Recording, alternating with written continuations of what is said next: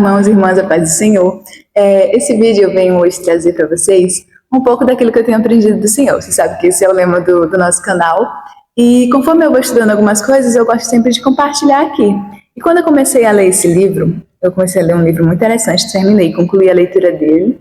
E propus no meu coração de trazer aqui um pouco sobre a história desse livro, um pouco sobre o que esse livro vem tratando.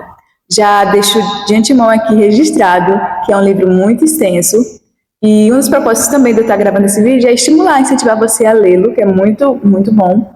Mas não vou fazer um resumo em si, porque o livro é muito comprido, mas eu quero trazer um pouquinho de cada capítulo, falando um pouquinho, já deixando também claro aqui que eu vou ler aqui um roteiro que eu escrevi, né, para não me perder, porque posso acabar me confundindo ali um pouquinho, mas também pretendo abrir um parêntese, caso eu me lembre ao longo do decorrer desse vídeo, algumas coisas que me chamaram a atenção nesse livro. É um livro que eu achei, assim, maravilhosa a leitura dele, apesar de que em alguns momentos a leitura fica, assim, um pouco maçante, porque se você, assim como eu, não foi aquele aluno muito, assim, que tinha aquele certo apreço, aquele apego pela história em si, talvez você vá sentir um pouco de dificuldade, mas você vai perceber que o autor do livro, ele vai deixar uma leitura, como o próprio nome do livro já diz, uma leitura mais simples, mais clara, para que você consiga entender e você possa entrar na história também. Então, o livro que hoje eu quero indicar para vocês se chama A História do Cristianismo. Esse livro aqui, História do Cristianismo, do Bruce Shelley. Esse livro, eu comecei a ler por conta de que o pastor da minha igreja, ele começou a ler esse livro, e eu me senti interessada de entender, porque eu percebi em mim uma falta de, muitas das vezes, da ligação das coisas que aconteceram ao decorrer da história cristã. Eu sabia de alguns pontos isolados, mas eu não entendia como esses pontos se ligavam, como esses pontos... E também até a questão da cronologia, às vezes eu me perdia no tempo, não sabia que determinada situação, determinado momento tinha acontecido antes ou depois de outro, então eu ficava meio perdida. Então esse livro veio para mim como um divisor de águas, porque eu entendi bem melhor como as coisas aconteceram também na cronologia certa e trouxe para mim uma profundidade muito grande acerca da história cristã. O nome do livro, como eu já disse, é A História do Cristianismo. Ele também vai ter um subtítulo que vai dizer que é uma obra completa e atual sobre a trajetória da igreja cristã, desde as origens até o século XXI. Ou seja, se você estiver disposto a estudar toda a história cristã, esse livro aqui é um livro perfeito para isso. Você vai começar ali mesmo com Jesus Cristo e os seus apóstolos e vai ler até mesmo até agora os momentos atuais, as coisas atuais que estamos vivendo, até aqui, até onde o autor escreveu, né, no século XXI. Então, eu quero ler algumas coisas com você, e se você se sentir interessado, se você já está aqui até esse momento, peço que continue, que você vai ser muito edificado e você vai sentir sim esse desejo de conhecer mais a nossa história. Porque uma coisa que eu trago comigo é aquilo que Pedro vai dizer, que nós devemos estar preparados para responder qualquer que seja a questão acerca do motivo, da razão da nossa esperança. E se hoje nós somos um povo que se chama pelo nome de Deus, um povo que se chama pelo nome de Cristo, um povo cristão, nós precisamos entender, precisamos compreender um pouco da nossa história, mesmo que a gente não entenda por completo, muitas coisas ainda fiquem, aquelas lacunas, porque eu confesso que mesmo depois de ter lido o livro, ficaram alguns questionamentos, mas é algo que é aquilo, que o conhecimento ele é uma construção. Conforme a gente vai aprendendo, a gente vai querendo aprender mais, a gente vai conhecendo mais. Então, esse livro vem para isso, vem para te dar aquele panorama da história cristã, mas te leva, te instiga, vai te motivar a buscar a conhecer mais, a entender mais acerca da história cristã, da história do cristianismo. Então, eu vou começar lendo aqui para você. Quando pensamos na história da igreja, é comum cairmos em dois extremos. Alguns imaginam que o passado da igreja foi uma época perfeita, quase que ideal. Outros olham para trás e enxergam apenas erros, distorções. Sempre tem esse perigo de cairmos nos extremos. Mas quando nós estudamos a história com mais atenção, percebemos algo muito mais profundo. A história do cristianismo é uma história marcada por falhas humanas, sim, por crises, sim, conflitos também, mas também por uma condução constante de Deus. A gente percebe que ao longo da história, Deus nunca deixou o seu povo só. Não é aquela história do deísmo, né, que como que Deus criou o mundo, criou as coisas e deixou o mundo para lá, vivendo da sua própria forma, não. A gente vê que assim, Deus está sempre conduzindo o mundo, nada saiu do controle das mãos de Deus. E um dos livros que apresenta essa jornada de maneira clara é justamente esse do Bruce Shelley, A História do Cristianismo. Nessa obra, a história do cristianismo é dividida em algumas épocas. É interessante porque logo no começo do livro ele vai dizer que o livro funciona também como uma enciclopédia. Você pode simplesmente pegar um capítulo aleatório e começar a ler, e ele vai começar a explicar acerca daquilo que ele se propôs a falar. Então, é tipo uma enciclopédia. Você pode pegar uma grande época daquela e começar a estudar, assim como você pode fazer como eu, que comecei a ler do começo ao fim. Olha, já deixando bem claro para vocês, eu vou fazer o possível de lembrar de colocar aqui na descrição do vídeo o link do livro e também deixar algumas coisinhas que ao longo do decorrer do vídeo, se eu me lembrar também, eu vou falar e colocar na descrição para ajudar você na leitura, tá bom? Enfim, nessa história, nessa obra de Bruce Shelley, a história do cristianismo é dividida em grandes épocas que ajudam a entender como a fé cristã se desenvolveu ao longo dos séculos. A gente percebe que há um desenvolvimento, vai desencadeando. Cada época veio desencadeando de algo que aconteceu no passado. Então você percebe que há essa cronologia mesmo, que há esse desenvolvimento na história cristã. A primeira parte que ele fala, da primeira época, é a época de Jesus e dos apóstolos, né? Bem, obviamente, ele não poderia começar a falar da história do cristianismo sem falar de Jesus e dos seus primeiros discípulos, dos seus apóstolos, que vai ocorrer aproximadamente do nascimento de Jesus Cristo até o ano 70. A gente sabe que o ano 70 é marcado ali pela diáspora, pela dispersão, né? E esse período é um período assim, fundamental da igreja. É quando o evangelho começa a ser anunciado, quando surgem as primeiras comunidades cristãs e quando a mensagem de Jesus Cristo começa a se espalhar pelo mundo romano. Aquilo que começou ali com um pequeno grupo de discípulos, né? Jesus vai chamar 12 homens viviam sua vida comumente. Jesus chama esses homens e por meio daquele pequeno grupo de discípulos em Jerusalém, rapidamente vai começar a alcançar diversas cidades do Império Romano. E a gente percebe, a gente lendo ali os evangelhos, lendo o livro de Atos, né, que é ali a história mesmo da prática mesmo do evangelho ali da igreja cristã, a gente percebe que os apóstolos vão enfrentar muitas perseguições, vai haver oposição religiosa e vai ocorrer até martírio. A gente vê ali em Atos 7, né, o primeiro mártir da história cristã, Estevão, apedrejado. Vai dizer que ele foi apedrejado por causa mesmo que ele pregava, que ele falava da verdade, que ele acreditava da verdade de Jesus Cristo. E mesmo assim, diante de todas essas dificuldades, perseguições, oposições, mortes, ainda assim, o evangelho ele continua avançando. E desse período, depois desse período da época de Jesus e dos apóstolos, começa a história, a época do cristianismo católico. É interessante aqui abrir um parêntese, porque isso é algo que o autor vai enfatizar exaustivamente, exacerbadamente. Ele vai falar a todo momento a diferença entre o cristianismo católico e o cristianismo católico romano. Há uma grande diferença. Quando a gente fala de católico, a gente fala algo a nível universal. O cristianismo começa a mundial, começa a se tornar algo presente no mundo. Isso é católico. Mas depois começa a questão do cristianismo católico romano. Então a gente vai falar disso com um pouco mais de calma, certo? E a época do cristianismo católico começa entre os anos 70, que é o ano da diáspora, até 312. Nesse tempo, a igreja não possui um poder político e muitas vezes enfrenta perseguição do Império Romano. Ser cristão socialmente não era algo muito vantajoso, não tinha muito suas vantagens. Pelo contrário, podia mesmo custar sua própria vida. Nesse tempo, muitas pessoas eram perseguidas. E, ao mesmo tempo, esse período foi um tempo muito importante. A gente percebe ao longo da história cristã, logo lá em Atos e também após essa época, que a perseguição, que essas dificuldades foram muito benéficas. O tempo que a igreja mais cresceu foi o tempo que a igreja foi perseguida. Isso parece assim meio antagônico, né? Parece assim meio uma antítese, né? Como pode um povo que está sendo perseguido, está sofrendo e acabar crescendo? Mas era justamente o que acontecia. Quanto mais a igreja sofria, mais a igreja crescia. E foi nesse tempo, foi extremamente importante para a formação da idade cristã, da identidade cristã. Foi nesse tempo que a igreja começou a reconhecer e preservar os escritos apostólicos, que mais tarde formariam o Novo Testamento. Também foi nesse tempo que surgiram debates importantes contra várias heresias que ameaçavam distorcer a fé cristã.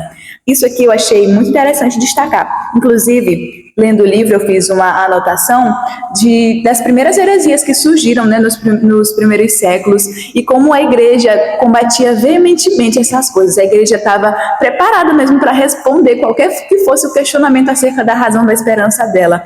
Então, a gente percebe que, por exemplo, uma heresia que foi muito conhecida logo ali nos primeiros séculos foi o arianismo, né? Um camarada chamado Ario, ele questionava, ele não afirmava a plena divindade do Filho, né, de Jesus Cristo. E ele foi acusado por isso, foi considerado um herege por desconsiderar que Jesus Cristo é Deus. Ele achava que o Filho era gerado, criado, um ser criado, que ele não existiu, que ele não era eterno, que ele também não compartilhava da mesma essência do Pai e que Jesus Cristo era como se fosse um Deus menor. Então, a igreja viu aquilo, isso não pode ser. A gente viveu, o povo ali, as primeiras gerações após os apóstolos, viveram com o Senhor, viveram com os apóstolos e falaram, não, isso não é verdade. E a igreja foi combater, ele foi considerado um herege logo. Houveram outros também, houveram também os concílios, né, ao longo da história, os concílios de Nicéia, Constantinopla, de Éfeso, de Calcedônia. Houveram vários concílios desses com o objetivo justamente de combater essas heresias que surgiam ao longo dos tempos. Teve o apolinarismo, nestorianismo, eutiquismo. Uns eles condenavam, eles não consideravam a divindade de Cristo, outros não consideravam a humanidade de Cristo. Uns misturavam as duas naturezas de Jesus, a natureza divina com a natureza humana.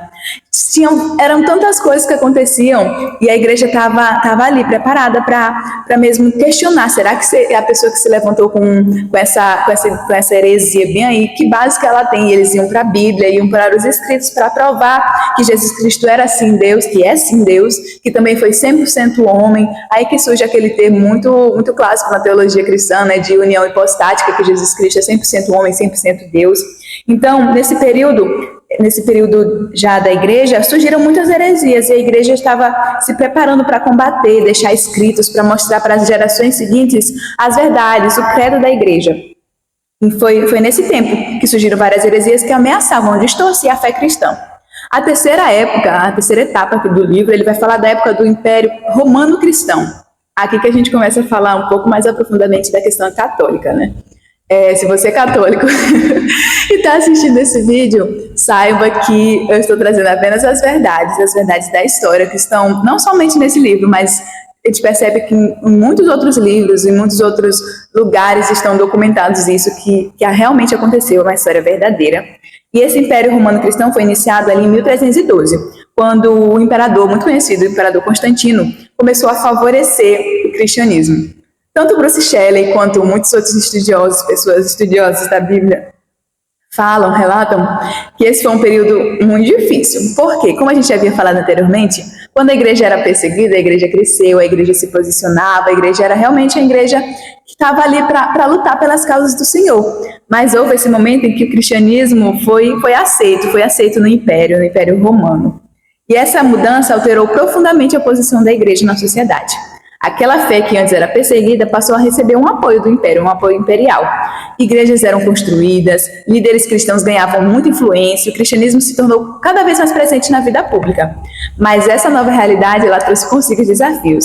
Houve uma proximidade muito grande entre a igreja e o poder político, o que levantou questões muito complexas sobre autoridade, pureza da fé e organização institucional. Até hoje mesmo a gente percebe como a igreja tem essa dificuldade, a questão de se misturar com a política, com o poder político, que é algo que, pessoalmente, que eu entendo, assim, com base na minha ideia de fé mesmo, que eu acho que não é o correto da igreja se misturar com a política. E a gente percebe que isso surgiu há muito tempo atrás, e foi justamente nesse tempo que a gente percebe que houve um declínio mesmo na igreja, porque a gente vem de um tempo falando de Jesus e seus apóstolos, falando de um tempo que a igreja combatia veementemente heresias ali na época do cristianismo católico, do cristianismo mundial, universal, e chega no momento que agora o cristianismo que antes era perseguido passa a ser aceito, a essa mistura da igreja com a política, e a gente percebe que vem de um nível assim, começa a cair, a mesmo, sabe? Então, levantou esses desafios, né? Levantou essas questões muito complexas sobre agora que autoridade que a igreja tinha, a pureza mesmo, a simplicidade da fé, e também a questão da organização institucional da igreja.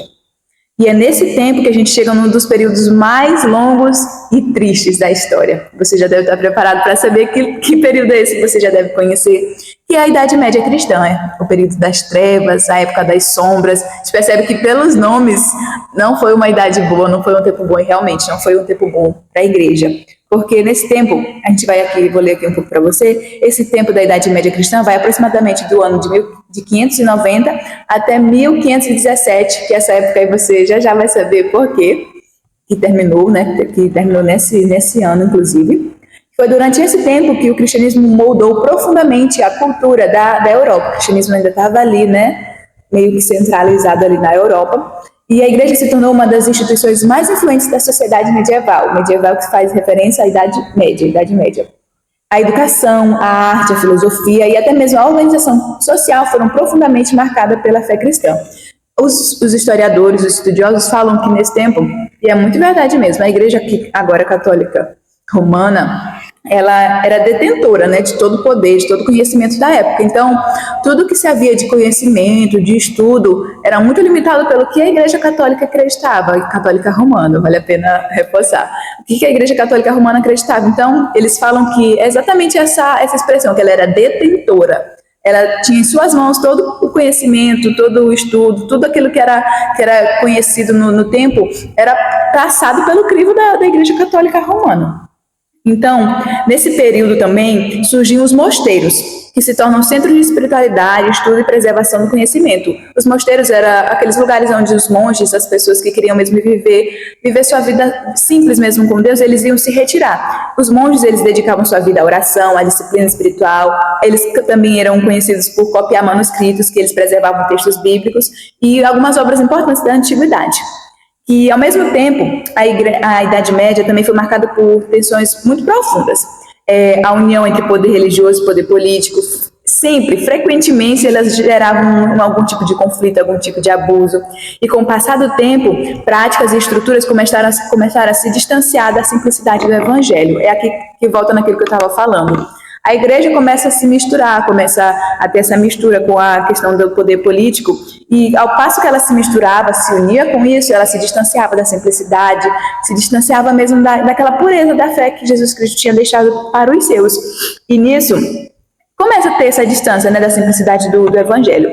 Mas mesmo assim, ao longo de toda a Idade Média, surgiram vozes que clamavam por uma renovação espiritual. E depois que eu li o livro, algo que falou muito comigo, que falava comigo enquanto eu li, principalmente depois que eu li, é exatamente isso, de que mesmo em todos os tempos, ali na idade, com o tempo de Jesus e os apóstolos, que havia perseguição, Deus preservou um povo. Deus, quando surgiram as heresias, Deus levantou um povo para combater a heresia. Aqui na Idade Média, na Idade das Trevas agora, esse tempo mesmo profundo, de profundezas de escuridão, de trevas, Deus, ele preservou um povo que clamava por uma renovação.